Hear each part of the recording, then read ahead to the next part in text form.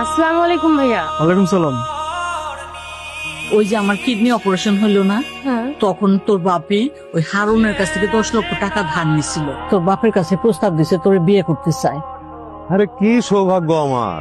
আপনি কি আমার বিয়ে করতে চাইছেন? কি করুন কও, তুমি ছাড়া মাথার মধ্যে কিছুই আহে না।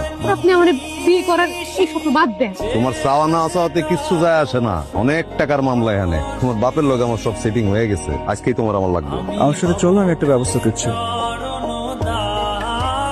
ওর নাম ছোঁয়া। ওর অমতে বিয়ে হওয়ার কারণে ও বাসা থেকে পালিয়েছে। তুমি আসছো আরো ভালো হয়েছে, আমি তো বাসায় একাই থাকি। কিছু লাগলে আমাকে ফোন দিবে। আপনার সাথে কি আমার এরকম কথা ছিল? আপনার মেয়ে আমার ফোন ধরতেছে না, কত বড় সাহস। আমার মেয়েটা তো এরকম করবে আমরা ভাবতেই পারি না। এখন আমরা মায়েরা কই পাবো কও বাবা? আমার মাথায় হাত বুলা বুলা যখন আমার আশ্বাস দিতেন যে বাবা চিন্তা করো না, আমার মেয়েরে তোমার হাতে আমি দিব। হ্যাঁ, এখন আপনার মেয়ে কই গেল? আপনারা সবাই মিলা ঝিলাই আকামটা করতেন, আপনারাও জড়িত আছেন এটার লগে। লিটনে ফোন দিয়ে কত 10টা মোটরসাইকেল নিয়ে আইতে, ঠিক আছে? পুরা গ্রাম তো দিতে হইব। হারুন তো আমার পেছনে ছাড়ছে না। ও এখনো আমাকে নিয়ে সংসার বাঁধার স্বপ্ন ছাড়েনি দেখা। ও কিছুই করতে পারবে না।